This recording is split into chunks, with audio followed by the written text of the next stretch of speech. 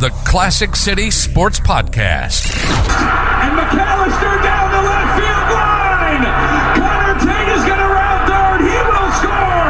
And rounding third is Blaylock. He will score. And the Dogs walk it off. If you're looking for the latest Georgia Bulldog news in football, basketball, baseball, and recruiting, then you are in the right place. It's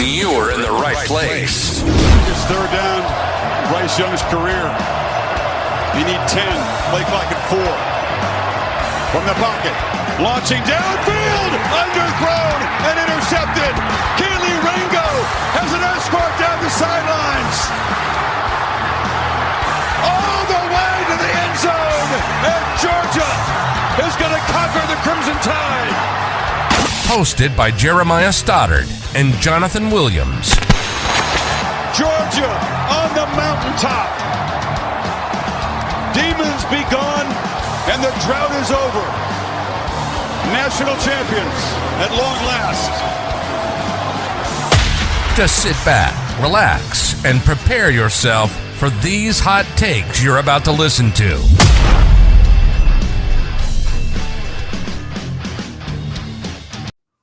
All right, welcome back to another episode of the Classic City Sports Podcast.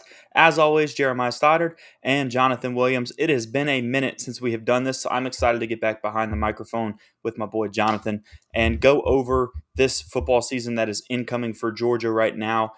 We are only 2 weeks away from Georgia football, not even 2 weeks now, like 13 days, so just under it. And we got college football starting up next week, the bigger game being Texas or a Tech versus Florida State in Dublin, Ireland. So we got football coming back next week. So we are getting back into it and getting into the full swing, getting ready for the season.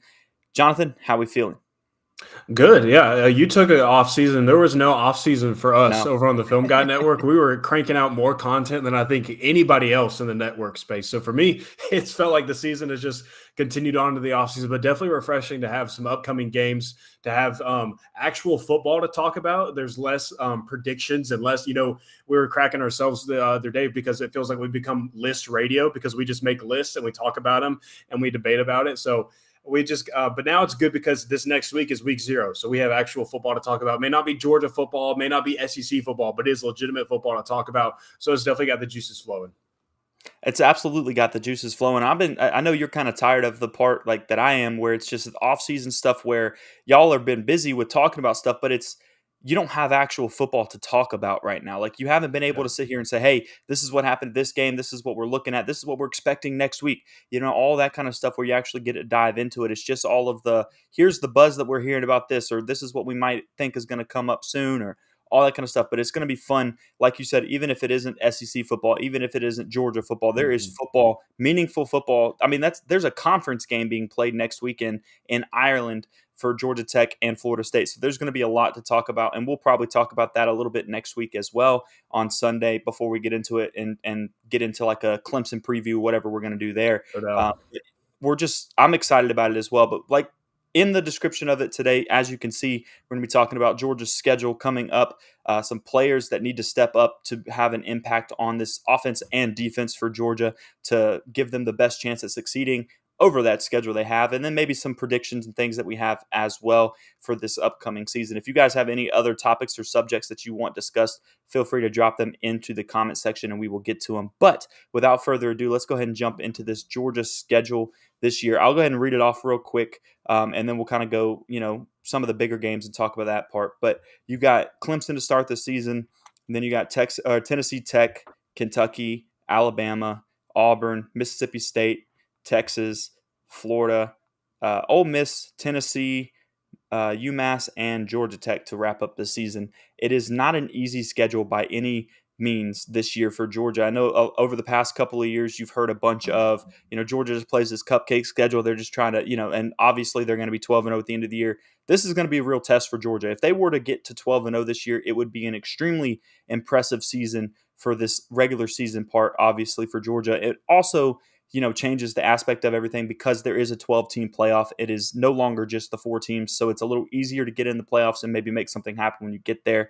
But when you hear that schedule, obviously there's 3 games that Georgia's looking at the most on that schedule. You've got on the road at Texas, on the road at Alabama, on the road at Ole Miss. Those 3 games right there are going to be the biggest deciding factor of where Georgia's at when this season comes to a close. What stands out to you most as far as one of the more challenging road environments that they're going to have to play in this year? I think Ole Miss is interesting, not because necessarily I think that Ole Miss is one of the greatest road environments in the SEC. I think they have a great one. I think every SEC program, maybe minus Vanderbilt, has one of these great away environments. But I think what's important to remind people about with Ole Miss being at home is their offense doesn't travel very well on the road. We've kind of seen that over the time with Lane Kiffin as head coach. And it's because it's so fast paced. A lot of it is communication based. And so I don't think that our offense travels very well, but they play really well at home. So I think that's a very important thing to remember with Ole Miss is it's not only Georgia having to go on the road to Ole Miss, but it's Ole Miss in their home environment where they can really operate they have the kitchen sink with their offense. And when you're able to give Lane Kiffin the kitchen sink, that can be pretty daunting. So I think that game is interesting because of that. But I think it's Alabama. Alabama's going to be the big one. I know Texas has a great environment, and that was going to be a big game, but the Texas game or the Alabama game just has everything. It has emotion. It has history. It has recent history. It has bitterness. I mean, it's the first time that Kirby Smart will face Alabama without Nick Saban. So the storylines are there, of course. And two, I think that Alabama has one of the biggest things that has given Georgia issues over the past few years, and that's mobile quarterbacks. They have Jalen Milroe. He gave them some fits last year as well. I think, they kind of went with that the game plan on defense where they were just going to pocket contain him, and they weren't really going to try and get after him and sack him. And it ended up allowing him to just have all day to throw the ball. So I think they're definitely going to change some things up this year when they face him. And I'm interested to see how Jalen Milroe fits in Kalen DeBoer's offense. I think that's the biggest question is Jalen Milroe doesn't really fit the profile of these quarterbacks that have played in Kalen DeBoer's offense. So I think the Alabama game with the Alabama road environment, the storylines, the emotions, it offers everything. I think that's the biggest game that everybody has circled, and it's the most interesting one. Well, and it's also an early game on your schedule, right? Like it's not your first SEC game for Georgia. I think you get Kentucky on the road on the road before that. And then you get a bye week. I think that's where it really helps Georgia going into it is they do get a bye week right before Alabama. They get to kind of take a breath and get 2 weeks to really study Alabama and be ready for that road environment for that offense.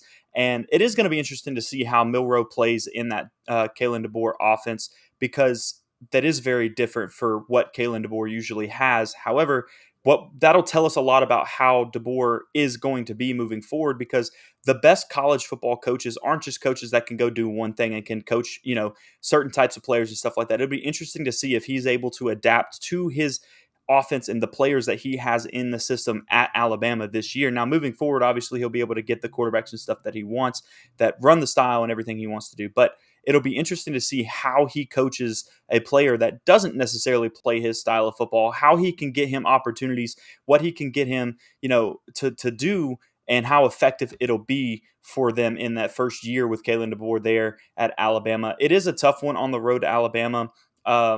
I do agree that I think that's probably going to be one of your biggest in that environment. Now, Texas is obviously going to be a huge environment. I think where that plays a factor is it's going to be a Texas first year in the SEC. Texas has the home game. Texas knows that Georgia's the team to beat, and they're going to come out swinging early. But I do think that in that game, if Georgia can, take the body blows and not, bend but don't break kind of thing early in that game, over the course of 60 minutes, Georgia's going to be okay in that one. You just cannot let them come out and strike, 2 touchdowns in the first 3 drives and just be rolling or something like that. You got to be able to slow them down a little bit, kind of control the environment and the momentum that's on their side there. When you talk about Ole Miss is a different situation. Like you said, their offense is really good at home. I think the difference for them between the other two, if Georgia loses a game, I don't know that it's going to be Ole Miss out of the other two in that 3-game stretch that they have because Ole Miss's defense is just not that level, right? They went into the transfer portal. They're trying to get some other players to bolster it up and to fix those problems.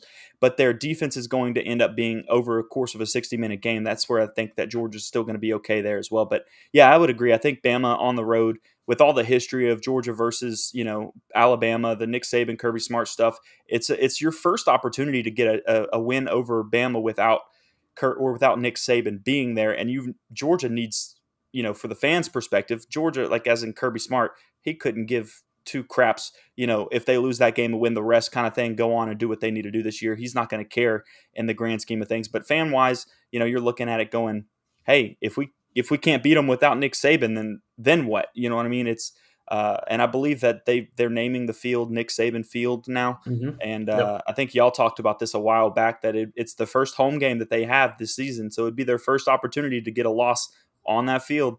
Nick Saban Field. So I think that's going to be a huge game for Georgia. If I think you feel the same way I do, that I don't know that Georgia gets through this whole season undefeated. I think they might drop a game. And while I would say as a Georgia fan, I hope it's not the Bama game. That's the one that's going to be probably the toughest out of all of them.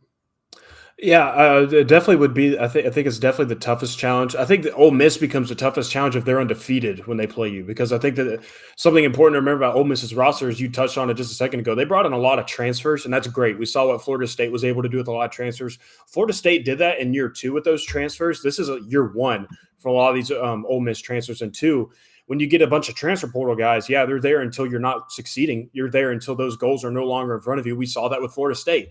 Their whole roster got pillaged as soon as the playoff was out of the picture. So if Ole Miss is playing Georgia and they already have 2 or 3 losses, I think that's a very different football team that Georgia would get if Ole Miss is undefeated, and they're very much in a prime position to make a run at a national title. So I think that's very important. You get Ole Miss late in the season, so there is an opportunity for that to happen, and I think that would be very 2 different football teams that Ole Miss will be getting in that matchup. So if Ole Miss is kind of limping into that matchup, I think Georgia by far and away has the upper hand, and I think they take care of business. But if Ole Miss is undefeated, I think it certainly could become the biggest and the most difficult game for you, because Ole Miss has a lot of playmakers. They got some really good wide receivers. The defense is questionable. Pete Golding, still up in the air. Nobody really knows what to think of him. They probably think he's not a great defense coordinator, but at the same time, great athletes on the football field are what win you games in the SEC. It is about the Jimmies and Joes in the SEC, and Ole Miss definitely went out there and got that.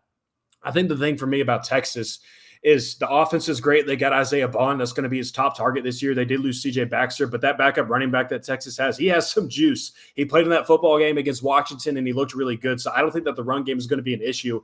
Also, because Steve Sarkisian makes the run game so simple for that offense. I don't care who's back there. Jeremiah, you could be taking reps at running back for Texas, and they would be successful on the ground because Steve Sarkisian is that good.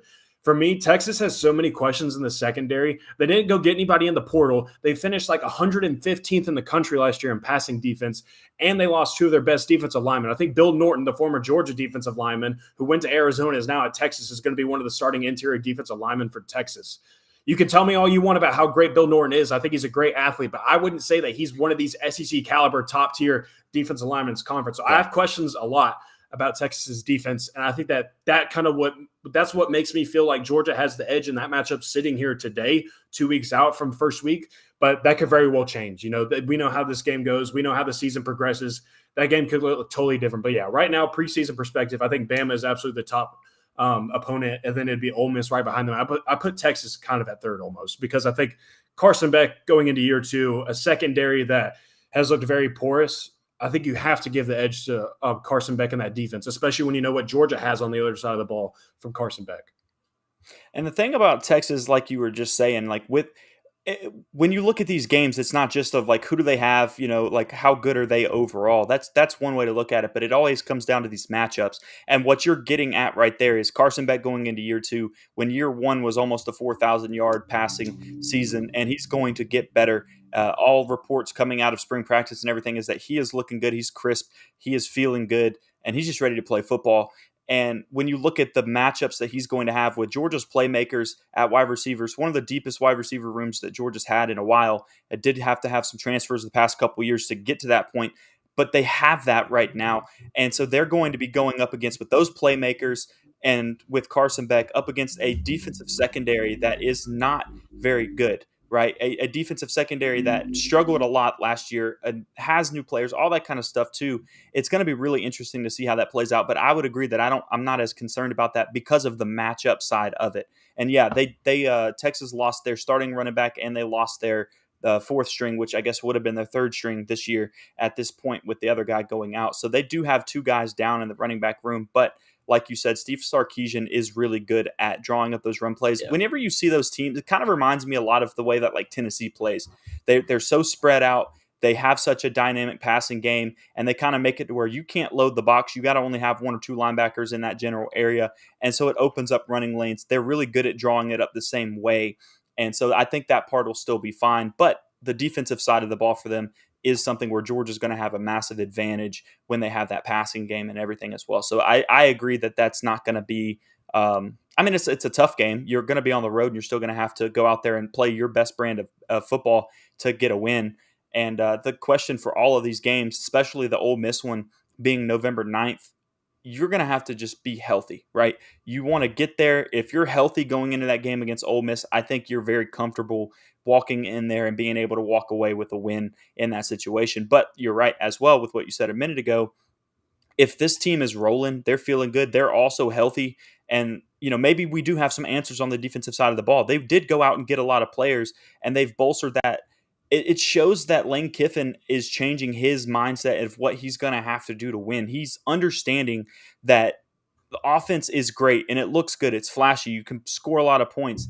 But if you cannot play defense, you cannot win at a high rate in the SEC. You have to be able to play defense. We've gotten to a day and age where offense does kind of control more. You're seeing teams, even Georgia, scoring 40-plus points a game when they didn't have to do that back in 2012 when they're in the SEC championship game and everything. They could score 30, 35, and they would be okay because it was a different brand of football. Now you're seeing the offense take off a little bit more, but at the same time, it's still there where defense is important. And if Ole Miss can't figure that part out with these transfers and stuff, by the time we get to that game in November, we'll know what these teams are. And maybe they look like a much tougher opponent than they do right now because those defensive questions have been answered by the time we get there. Yeah, and the thing that I kind of want that makes me want to push the brakes a little bit on Texas this year is, we watched Texas go and make the college football playoff for the first time under Steve Sarkisian and for the first time in Texas football history. And everybody automatically wanted to say that, Steve Sarkisian, one of the top head coaches in college football, definitely one of the top 10, maybe even top 5 head coaches. And I personally just cannot ignore the fact that that was his first time getting double-digit wins at Texas. And it's, it was a very quick jump for him. And everybody just wants to assume that that's now the standard at Texas, that's what Steve Sarkisian is, a bona fide 10-plus win head coach now at Texas because, and I get it, they recruit at that level. They do things that make them attractable to be that type of program and want people to put those types of standards on them. But when you lose the talent that you did up front on the defensive line, when you lose Adonai Mitchell and you lose Xavier Worthy, and then you go and lose your first string starting running back who's going to be an absolute stud this year, I want to push the brakes on it a little bit because this was not this known Steve Sarkisian thing at Texas. This has not been the standard that he has set. He did it 1 year, and that's great. Kalen DeBoer, at the very least, has won everywhere he has gone. Steve Sarkisian has not won every single place that he's been at. He did at Alabama, but he was OC, but he's a head coach now. This is a head man. This is a CEO of a football team. So I just kind of want to push the brakes and pump the brakes a little bit and say, yeah, you made it last year, but this is a whole new ball game, man. I mean, this is the SEC that you're walking into. This is the expanded playoff. So, I think they're going to be a good team because Quinn Ewers is a good quarterback and Steve Sarkisian is a good coach and he can scheme it up with the best of them. But there's a whole lot more to being a head coach than it is to just X's and O's on Saturdays. There's a lot more to it. So it kind of makes me hesitant to just say Texas is one of these playoff locks that I think everybody is saying. That might sound bold to say, but when you look at the history of this program under Steve Sarkisian, I don't know if we're ready to just automatically say this is a perennial playoff team. I mean, the schedule's difficult. They have difficult games coming up. So I'm just a little hesitant on that Texas hype. I mean, I'm not going to sit here and say that they missed the playoffs, but I think that maybe they aren't this juggernaut that people are expecting them to be. I mean, they could definitely lose a couple games this season, with Georgia being one of them, obviously. And if they just drop another one, all of a sudden they get put on that bubble spot where it depends on what they do the rest of the way. It depends on how the SEC plays out. Is 2 wins going to or 2 losses going to keep them out of an SEC contention? That kind of thing. It's going to be interesting to see how this season plays out because you've got teams like Georgia where they have a really tough schedule. So maybe they slip up once, maybe they slip up twice if something goes crazy at some point in time. And so maybe Texas is sitting there, and a couple other teams are sitting there with 2 losses on the schedule. And then we're looking at the SEC championship weekend. It's all right, well, which team is going to get put in based on all the different factors that go in there? And then if you don't make it, are you going to still be a top 12 team? Or I guess at this point, a top 11 seed, because you got to have that to be able to get into the playoffs. It does change where it's going to be easier to get into the playoffs, but with getting rid of divisions in college football, for the most part, most places have gotten rid of them, the SEC being one. It's not go out there for Georgia and dominate the East because there's only one really decent team other than Georgia in that side. It's no, Georgia's got to go play Alabama. They got to play Ole Miss. They got to play Texas with the new teams coming in as well. It's going to be interesting to see how it plays out over the course of time. And actually, I think you and I've talked about this before. My hot take on Texas is I think they're going to come into the SEC and be good for the first 2 years because they've got a good program right now. And when I say good, I don't mean they're going to go, be winning national championships right away. I think they're going to be competitive in the SEC to start when they get there. But I think after 2 years, the question is going to be, all right, can you now keep up with this rigorous schedule every year? Can you play 8 SEC games every year and stay healthy and be able to win those or win enough of those? And then can you recruit when you're in the SEC? And over that course of time, can you keep that momentum up? They do have good recruiting classes right now, but once you get in there and maybe you lose a couple games and it changes, I think you're going to see Texas kind of not be a bad team, but I think after the first couple of years, you're going to see Texas kind of like slow down a little bit because they are coming in with so much momentum right now. I do expect them to at least be good this year where they're competing for an SEC championship game spot. But when you're talking about the SEC, you've got a top loaded like conference at this point. You've got Georgia, you've got Alabama there's question marks on, but they could still go win 10 games and be in contention for it. You got Ole Miss who's going to be trying to push for 11 wins or so this year as well. Missouri's got an easy schedule and a good football team that they could be at the end of it. Tennessee's one of those teams that we're uncertain about because they are changing their quarterback, but they have a really good quarterback. It just depends on how it plays out, and they have weapons around them. There's going to be a lot of teams at the end of the year that could make an argument to be competitive for an SEC championship game. Can Texas get used to being able to have that type of grind of a schedule to be able to get through it? Because it's not the Big 12 anymore. You don't just have to beat Oklahoma and you're good to go. You have to win against multiple teams that should be able to get to an SEC championship game. And I don't know how they're going to do in the course of a 5-year stretch or what, but I think they're going to have some growing pains as it goes at that point as well. Yeah, I've been spreading this propaganda on our show, so I'm going to spread it on this show as well. I'm out on Missouri. I have completely gotten to the point where I am staying away from the Missouri Tigers this year. I would not put any money on them to make the playoff or anything, despite what the schedule is, because I know the schedule is cake. It is easy. It's the easiest schedule in the conference. You couldn't have asked for a better draw this season. But Missouri, and everybody wants to pinpoint, but they got Brady Cook. They got Luther Burden, the best wide receiver in college football right now. Yeah, that's fantastic. You know who else has had great quarterback and wide receiver duos and has flopped in a lot of seasons? Lincoln Riley did this at Oklahoma. We saw these performances year after year, and then you go and look at the defense, who lost, I think it was 6 starters off of that defense from this last year. They were a much younger defense. They were a very experienced and veteran-run defense last year, and they still had their fair share of struggles. And we just said it ourselves, like you have to have a viable defense to have any type of success in this conference. And so regardless of how easy the schedule is for Missouri, I'm out on them. I don't want anything to do with them because the more and more I look at them on paper, the more and more I think about this season playing out for them. We think that Eli Drinkwitz, who had just had a great season, we think all of a sudden he's just playoff caliber head coach going to be pushing for a national title. Nobody was saying these things a year ago. And I don't think one season changes that just because you have a good quarterback and a really, really good wide receiver. Those are 2 parts of 22 players on the football field. That doesn't make up for anything else. Brady Cook and Luther Burden don't play defense for you. I have really strong concerns about that defense for Eli Drinkwitz. I think Missouri is going to be one of the better programs, and they're going to finish with one of the better records because of the schedule. But I don't see them as one of these legitimate contenders, regardless of if they get a playoff spot or not. I'm staying away from Missouri. I think that they would be a first-round exit in the playoffs this year if they make it.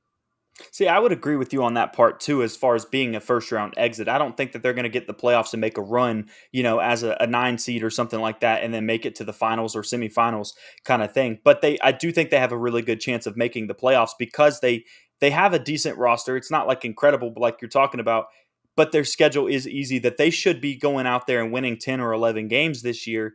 And if they win 10 games, they're going to be right there on the bubble with several other 10-2 teams that they're trying to decide where to put them in. And maybe that hurts them because of their schedule of they don't get in or something like that. But I think that they could realistically be a 10-2 team and be able to get that opportunity.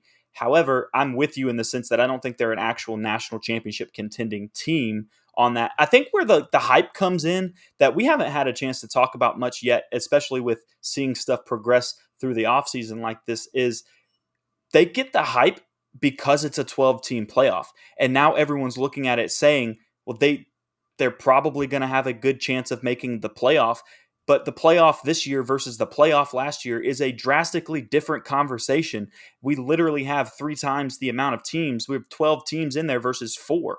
It is not the same thing when you make the playoffs anymore. And it's only going to take a couple of years for the narrative to shift from, well, they're a playoff team, that means they're good, to, I mean, they're a playoff team, but they're not a real contender. That conversation is going to come up in the next few years, and we'll actually see that progress. But right now, we're so used to the playoffs being so hard to get into, because if you have one loss, we've seen teams with no losses get left out of the the playoffs as of last year. Georgia loses the conference championship against Alabama, and they're left out.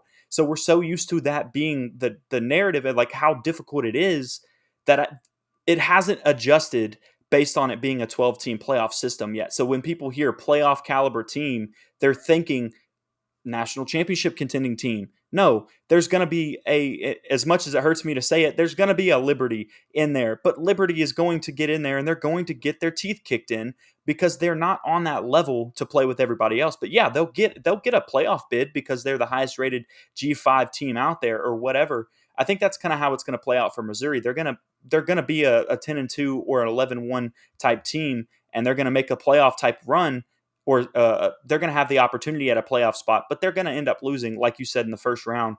And it's just, unless they get a matchup, maybe they get a favorable matchup against a team that also is. That's the thing that you got to think about with the playoffs is if they get a 9 seed, maybe they're playing an 8 seed. That's also not necessarily that great of a team. So one of the two teams has to win, but you don't know which one it's going to be, kind of thing. So yeah, I'm with you. I don't think Missouri's just all of a sudden a powerhouse. However, when I'm talking about like there being teams, think about Texas' schedule. Texas didn't have to play teams even at the level of Missouri, being in their regular schedule, playing that team and teams that are like 4 of them at that caliber or better a year. And I think that's what's going to be different for teams like Texas and Oklahoma as they come into the SEC. Yeah, I'm not one to really push this thing about like Texas is coming to the SEC and it's a completely different ball game. And I get why it's said, because even I believe that it is truly a different ball game when you come to the SEC. I don't know. To me, I think that if you were going to stick and plug 2 teams into the Southeastern Conference and you were going to ask them to compete right away, I think Texas and Oklahoma are 2 of the teams that would do it better than most. So I think that while they do kind of stand off a little bit and they might be a bit of an eyesore to start out with, I think that these 2 teams are kind of comparable to what the SEC standard is. And I think they're going to be fine. I don't think that there's going to be like this drastic, adjustment that they have to go through coming to the SEC. I think the schedule is definitely different. I think it is different in the sense that there's higher caliber teams spread throughout your roster or spread throughout your schedule. There's no longer these Texas Tech bottom feeder Big 12 teams anymore, because we walk into every season and maybe you pick out 4 teams in the SEC that are just absolute duds. Like we think Arkansas is going to be a dud this year, Mississippi State, Vanderbilt, and Florida. But even Florida, like people are saying they're a dud because of their schedule. I think that they have talented players on their roster. I think Graham Mertz is a good college quarterback. I think Trey Wilson is a great wide receiver. I think they have good pieces over there at Florida. I don't think they're necessarily like this horrible football team. I think they kind of are in just this middle of the pack SEC. And I think everybody would take the middle of the SEC over the middle of the Big 12. So I think that, yes, there is a difference of how you're going to have to approach each and every week. And there's no more just like circling 2 games on the schedule. But that has to be said for every SEC team now. Georgia's schedule looks a whole lot different than it has over the last 6 years in the Eastern Division. There's no more, all right, we got to circle Tennessee, and maybe we have to circle Auburn this year. And depending on who our other Western Division opponent is, we have to circle that one. Other than that, we Gucci, baby. No, it's not that anymore. I mean, Georgia's schedule, it is absolutely littered. And even on top of that, you have a neutral site game against Clemson in week 1. Yeah, Georgia's schedule starting against, you got Clemson week 1, and then you finish the season against Georgia Tech at the end of the year. And while I don't think Georgia Tech is going to be a powerhouse team right now, they're getting better. They're on the right track to become a better football team. And in the next couple of years, they could be a lot more difficult of a team to play. And so you've got those 2 out-of-conference games, or that out-of-conference game every year as well, plus all of the other 8 games you have in the SEC. It's funny you talk about like Florida. Man, if Florida ends up winning 7 games somehow, they're a good football team. That's the thing about Florida is they could go 7-5, and when you look at the record and you say, "Oh, they suck, they're 7-5." No, man, if they're 7-5, that means they actually played some good football to get to that point. Because I mean, they start the season with Miami, and then they have to, they have like a 4-game stretch. It's like Bama, Georgia, and Ole Miss and Tennessee, and it's all right. And then FSU at the end of their year as well. Yeah. They have a really, really tough stretch of their schedule. So if they ended up winning, becoming bowl eligible, it would be a big deal for them. But yeah, you're right. They are a middle of the pack team in that aspect of it. And yeah, I do think it's going to be different, but it's not necessarily going to be like insanely different to where they come in and they're just like a culture shock. I think where it's going to come in is how deep is your football team, because your attrition is going to start setting in at some point in time. You're going to have injuries. Can you put somebody else in that starting role, and can they be as effective or close to as effective to be able to grind out this type of schedule? And that's the question I have about Texas and Oklahoma coming in. Not that they're not good football teams, but how good is their 2 deep or their 3 deep to be able to plug and play these players like Georgia has been able to do. And I know using Georgia is kind of an unfair example in that aspect, because they've been recruiting for so long at such a high level with Kirby that, of course, they've got second and third string guys that eventually will become stars when they get their opportunity to play. Not everybody can do that, but that's why Georgia's where they are in the SEC now. That's why they're the team to beat, and that they're extremely hard to match up with, because they can have an injury and still proceed to win without that other player. It's not ideal. They would love to have that player back, but they know that this young guy that's a 4 or 5 star behind them is just not necessarily battle tested. But they're extremely talented. They just need some time to develop in it and get used to playing. That's what's going to be the question, is how can Texas and Oklahoma do that to be able to compete in the long term in the SEC? Yeah, since you brought it up, I think it's a good transition. You were just talking about some of these 4-star, 5-star freshmen that would step in for Georgia, and I think Georgia would feel really confident with. I think this might be the best start to any recruiting class under Kirby Smart, like ever, at his time at Georgia. Because I mean, when you lay it out there and you really process it, there's going to be there's so many players on this roster right now that got here 5 months ago, 6 months ago, and you can already say like that dude is a home run. That dude is going to be a hit. You've already nailed that one. Like, Nate Frazier is going to get meaningful reps at running back. And that dude didn't even get here 5 or 6 months ago. That dude got here in the summer. He's been here for maybe a couple of months, if that. And that dude is going to get meaningful snaps because that is a home run. There's the people are saying DeAndre Swift vibes. And that sounds crazy to say, because I love doing the thing of saying, like, can we not just connect Georgia running backs to previous Georgia running backs? But that's not my words, or that's not fans' words. That's word out of the building. Like, those are the names being floated around with him. Like, that's special stuff. KJ Bolden is going to be a meaningful player in the secondary. Ellis Robinson is going to be a meaningful player in a secondary that is being battled between Daniel Harris and Julian Humphrey. We don't even know the starter between those two guys, but it seems like Ellis Robinson is going to be a contributor in his first year. The linebackers, they're kind of behind a little bit because their roster in totality is just loaded, as it always is at linebacker. But Justin Williams and Chris Cole, those are 2 certified dudes already. Like, nobody's even talking about the linebackers this offseason, and that's best case scenario, because if they're not being talked about, that means they're doing their job more than likely.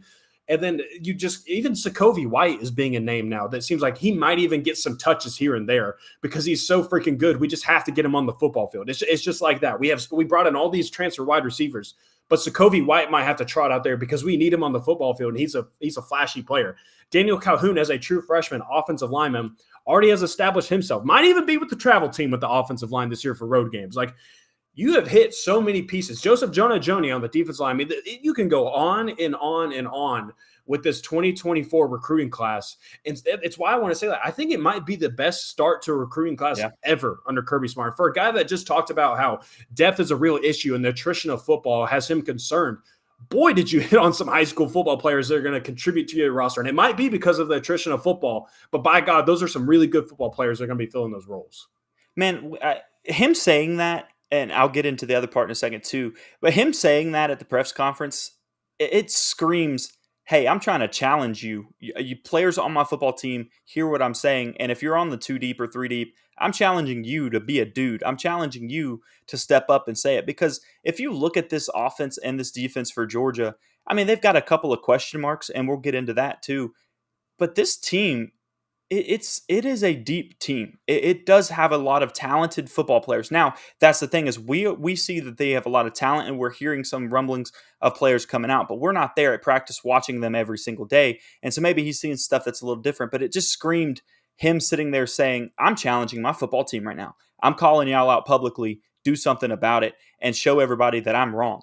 Prove that I'm wrong about that kind of thing. That's what it screams to me. But let's get into the whole the players that need to step up, because you just listed a bunch of guys out there. And I think what you're saying too, there's a lot of freshmen, true freshmen, that are going to get some play this year in meaningful games and meaningful snaps. And that's really rare in a Kirby Smart led team, because those young, not even that the young players couldn't get out there and do it, that he doesn't give them the opportunity to do it as a true freshman that often. But there's players that are going to make it to where he doesn't have a choice, but you got to play me because I'm good and you know I'm good and I'm going to get out there and do it. But let's go into let's start on the offensive side of the ball. Who's a player or a couple of players that need to step up for this team to be as successful as it can be? Because there's a lot of players that, you want to play well, but what position, what group, player that you're looking at that it needs to have somebody step up and be good so this entire team can succeed? Boy, I mean, there's a lot of names you could list for a lot of different reasons, but I think that there are two players I would say really have to step up for like this entire offense to just be fully unlocked. Like you give all the keys to Mike Bobo if these two things happen. I think number one, Colby Young has to turn into your X receiver, not just because he's this specimen of an athlete that Georgia really has never had at the X receiver position, but Dylan Bell's going to start out at X for Georgia this year because you lost Ra Thomas. He's no longer with the football team, and that means Dylan Bell has to be at X, and that's great. Dylan Bell is a phenomenal wide receiver. He's going to do just fine there. He's going to be great there. But you can't really use all of Dylan Bell when he's out wide at X. So the moment that Colby Young steps into the X starting role, that's when Dylan Bell gets to move over to X or Z or Y or Z, and that's where you can use him in motion, and you can really get the full player arc of Dylan Bell and really use him to his full ability. So the moment that Colby Young steps up and he becomes that starter, and I saw that we had one of our commenters, GoDogs23, ask if Colby Young would be ready by Alabama. I would say if he's not ready by Alabama, that's a major concern for that football team because you have 3 weeks or 3 games before that and you get a bye week. That should be plenty of time for Colby Young to really emerge himself as a starter. So I don't think that's any reason call for concern. But the moment Colby Young steps up as a starter X receiver, Georgia's receiving room is changed completely and for the better. And then the other one, I think it is Jared Wilson at center. You have to have him step up. And I think you have to have him do that because you get the best. Honestly, this might sound crazy to say, like, even if Jared Wilson doesn't step up, you might get the better overall offensive line with him not on the football field, because then that means you have Xavier Truss out there. You have Tate Ratledge at center now. That means Micah Morris gets to play. That means Dylan Fairchild gets to play. And then you have Ernest Green at left tackle. I think that might be your best 5 today, right now. But if Jared Wilson he does step up and he is the athlete and the offensive lineman and this move it all, do it all offensive lineman that everybody has raved about for the last couple of years, then that offensive line is everything that you could possibly wish for. And it's an already great offensive line, even with a small question mark by Jared Wilson's name, because I think people know he's going to be good. They just kind of want to know how good. Like, everybody knows the floor with Jared Wilson is still really good. But if he gets into that ceiling, if he breaks through that ceiling, that offensive line just got multiplied times 2 to the capabilities of what you can do with them. So I think if he steps up, I mean, that's a near 10 out of 10 offense. If Colby Young becomes your X receiver, and if Jared Wilson is anything as good as everybody has said he is going to be over the last few years, like, that's just a blemish-free, clean offense, about a picture-perfect offense if you could ask for it. Yeah, absolutely. And I think I was going to say the same thing about Colby Young, because that is pretty much one of the biggest question marks that you have on this offense is going to be your wide receiver room. And not because you don't have a lot of talented guys, but it's how are they going to position, where are they going to play, and how well can they do it as a unit. And it starts with Colby Young being able to take over at that X position. That is crucial. And like you said earlier, he is a physical specimen that, like, Georgia has not had at the true X position in a long time. And so if you add that into the repertoire for Carson Beck throwing the ball downfield, where he has a true big body, quick guy at that position to throw to, and then you can still use Dylan Bell as kind of a gadget receiver in the slot or whatever you want to use him with, get him in motion, you're going to confuse the defense a lot more with Dylan Bell in that type of role rather than being lined out wide to the X. not even just because it's his full capabilities, but because the defense has to prepare for him a lot different if he's not stuck at X in that role. And so having somebody else be able to step up there and do it is huge. I would say another one, I'm going to try to do something different and not talk offensive line like you did as well. I'm going to look at the running back room, and there's a lot of talent there. There is a lot of talent there, but you need somebody in that room, and most likely that's Trevor Etienne, to step up and just really be the guy and have the season where he can run for 800 yards this year and make some plays out of the backfield. And then you got guys like Roderick Robinson, and you got guys like Branson Robinson there. And as we talked earlier, Nate Frazier being able to get some meaningful time there as well. That room is extremely deep. I want to see somebody emerge and just be like a no doubt, this guy's the guy. And because if you have that type of dynamic running game and players out of the backfield being able to make plays in the passing game and everything as well, it's going to make life so much easier for Carson Beck. 1,000 times easier for him if he can rely on a run game to go get them 4 yards when they need to get 4 yards on the ground, or somebody to be able to catch something as a check down and turn it into a 15-yard play or something like that to help him out when he doesn't have something down the field. That'll make Carson feel so much more comfortable and poised having that type of guy behind him as well. So that's what I would say on the offensive side. Do you have anything to add to the running back room before we switch over to defense? Not the running back room, but I did want to add about the wide receiver. I think, too, like if you just kind of lay it out like this, Colby Young at X, Dylan Bell at Z, and then you have Dominic Lovett at the slot, yeah, I think that sounds a lot better, and I think you can do a whole lot more with that than Dylan Bell, Dominic Lovett, and Arian Smith, which is what it's going to be probably week one to start out with Clemson. And Arian Smith, despite what his season was last year, despite the drops, he's a really good football player. He's clearly a football player that Kirby Smart and that staff trusts. They trust as a leader, and they trust him as a human being. So he's going to be great. And Arian Smith is very talented, but I like using Arian more as just this specialty kind of weapon than he is just an every down type of wide receiver. And I think that's better for his game. And I think it's better for Georgia as well. I think Dylan Bell and Dominic Lovett, those are two guys that you can have any down and you feel comfortable with. Same thing for Colby Young.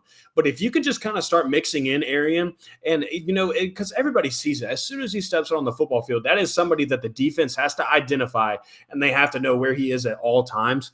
So just kind of sprinkling him in and out throughout the game, I think is so much better for his game and for the offense as a whole, as opposed to him having to be this wide receiver every single down for majority of snaps. Now, he'd do a good job at it. He would play well as one of those wide receivers.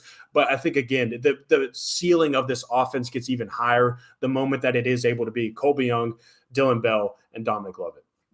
Yeah, and you can't really get the full potential out of Arian Smith if he's having to go out there on every single play and be an every down wide receiver. That's not the type of player that he is. While, like you said, he can go out there and he can do it and he would play well, but you don't get the full potential out of him in that role like that and be able to have him burn over the top of defenses or, just create a bunch of space because he's so fast and can do it. If he's out there every single play, it's going to be a lot harder for him to create that separation, to make those big plays and get open like that. So it will be interesting to see how that plays out over the course of a few weeks. I'm with you. And like what you said a minute ago, if he's not ready by the Alabama game, Colby Young, being the X guy, then Georgia's got a big difference on offense moving forward. And they'll answer the questions like we just talked about. They have depth. They have players that can do it, but they can't necessarily do it at the highest potential if they don't have somebody step up at that X position.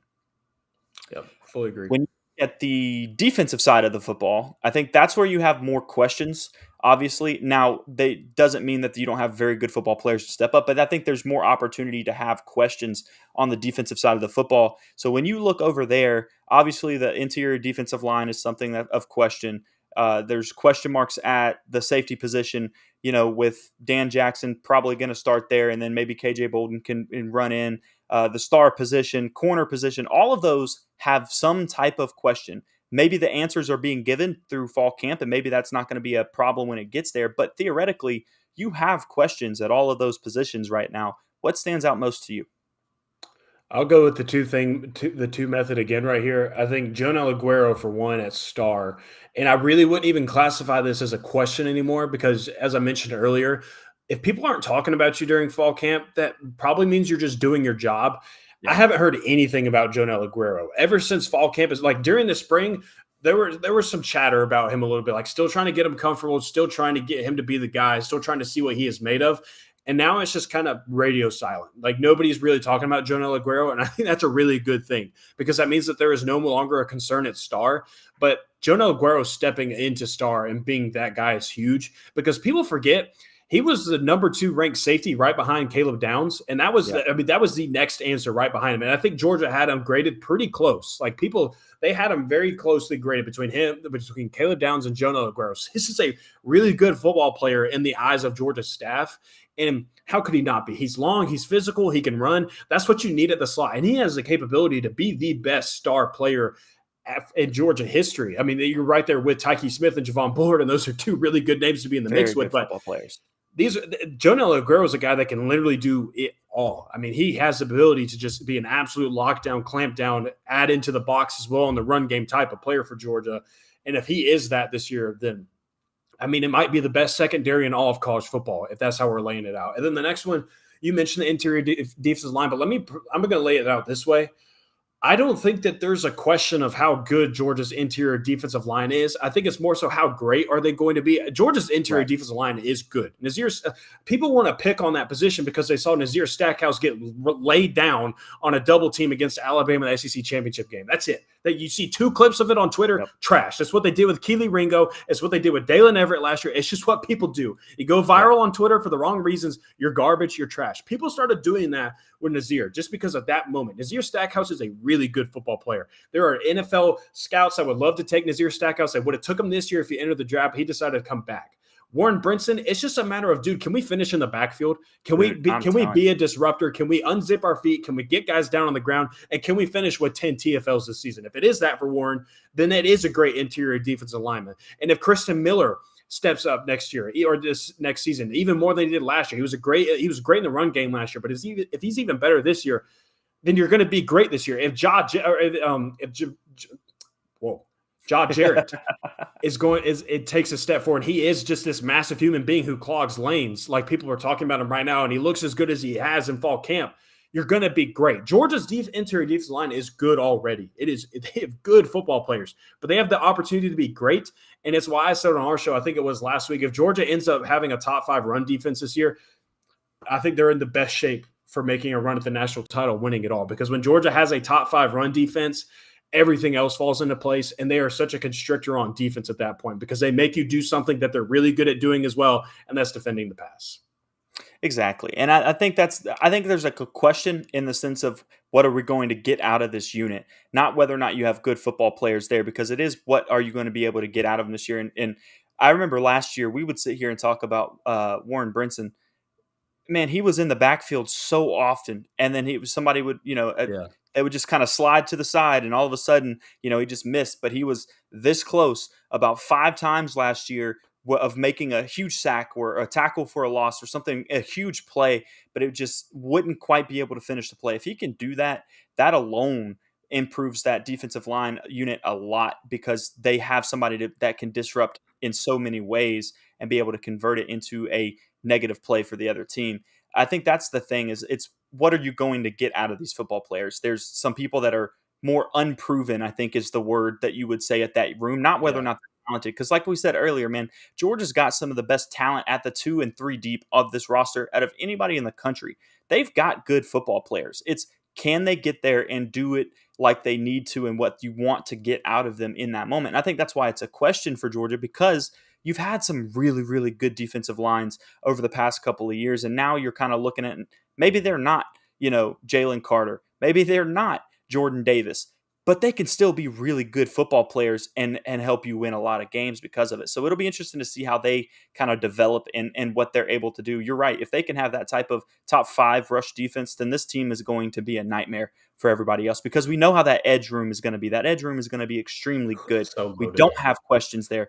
That is, and you add that with a really good interior defensive line, and it's going to be a problem, especially when you talk about how good Georgia's middle linebackers are as well. That front 7 as a group, if that defensive line is able to reach their potential, it's going to be scary at that whole front 7 and what they can do to opposing teams and how much havoc they can create in that aspect of it. When you look at, I think the biggest question, and once again, it goes to, you've got a lot of talent there. It's just the question of, what's going to come out of it. And I think you were right when you talked about the star because star is an extremely important position on that Georgia defense. If you have a really good player there, then everything else kind of seems to work around it in that aspect. But you need somebody to play because it's a very difficult role at Georgia as well. So you got to be able to play it well. But the bigger question is going to be at your corner safety position, where you've got Dan Jackson looking like he's probably going to get the start to start this season. He did last year too. And then all of a sudden, Malachi Starks comes in and says, all right, I'm who I'm supposed to be. This is my spot now. That could happen very quickly with KJ Bolden as well, where you get that question answered early. It just hasn't quite gotten to that point yet. And then you flip to the outsides and you look at who's going to be that guy next to Dalen Everett on the other side of the field. And it's, you got Humphreys out there, you got Ellis Robinson, you've got these guys that are very talented. It's who's going to make that leap and take over that role. I think you have questions there as well, but it's not questions of whether or not these guys are good. The question is, who's going to be the better of the options that you have, and how good are they going to be? Yeah, I absolutely agree with that. It's a Georgia defense. The expectations don't change of a Georgia defense now that Kirby has already laid down the foundation of everything, and he's in year 9, almost a decade of Kirby Smart. I think that needs to be. I think that needs to set in with the fan base a little bit too. Year 9. You're almost on year 10 of Kirby Smart. So 2 national titles later, you're here at almost a decade of Kirby Smart, longer than most head coaches make it out of program. So just kind of putting that in the minds of Georgia fans. But yeah, I think that Georgia's defense is going to be fine. I think they're going to be good at worst, and that's a good spot to be in. There's a lot of other programs that would certainly switch to be in Georgia's position right now with their defense on their own. So I think Georgia's going to have one of the better defenses in college football, and it's why people have them as the favorite to win the national title. Yeah, absolutely. Like I said, you might have questions about who's going to play that position and how it's going to look, but you don't have questions of whether or not this defense is going to be good.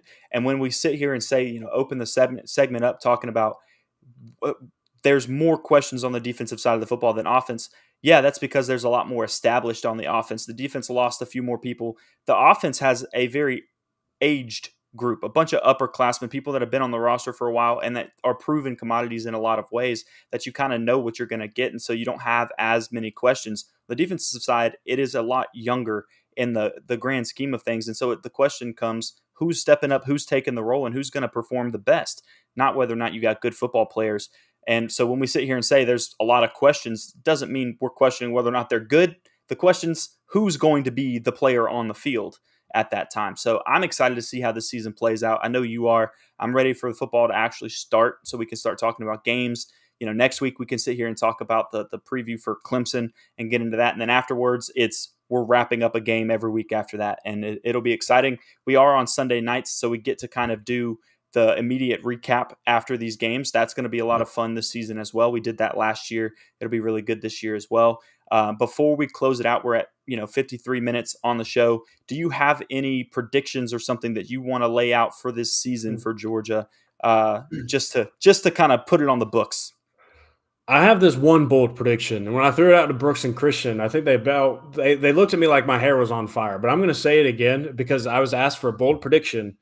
I'm going to give a bold prediction. I think Georgia has one fourth quarter football game on this schedule this year. I think there's only going to be one game where they go into the fourth quarter and it goes all the way down to 4 quarters of football. I think there's certainly opportunity for that Texas game, that Ole Miss game, to just kind of be in Georgia's hands moving into the fourth quarter. Like it kind of dies out and Georgia just kind of squeezes them and squeezes them and squeezes them, and then they're passed out and they have nothing left to offer by the end of the football game, and Georgia just is going to coast on to a win. So I think that that's my prediction for this year, that I'm rolling with, a bold prediction. So if it comes true, I can tell all of you suckers that I was right.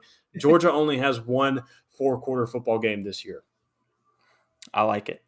I don't necessarily have a big, bold prediction for you like that, but that is good. I think that you're going to have 3 running backs on your roster that creep close to that 500-yard mark on there. Maybe they're 400, 450, that kind of thing. And then there's probably going to be somebody that's going to be right around 750 or something as well. I think you're going to have a few guys that can make a lot of plays in that backfield because they do have such a deep room this year. And you're going to try to get as many of them as much run as they can, because Georgia's never been, I won't say never, under Kirby Smart, Georgia has never been a team that runs the ball with one player 20 times a game, right? You're going to get 10 to 15 as your best that you're going to get out of Kirby as a running back. So you're probably looking at 10 to 12 carries per guy. And when you run it 30 times a game, 35 times a game, you're going to spread that out. And those guys are going to get good opportunities, especially if you do only have one real fourth quarter game. It means you're going to be going into these fourth quarters and putting some fresh legs in and letting them get some run. And even in those meaningful games, maybe it's a Texas and it's a 12-point game or something like that, and you're going to start getting some fresh legs out there to try to really send it home. I think you're going to have, I'll just go say there's 3 guys that hit that 500-yard mark.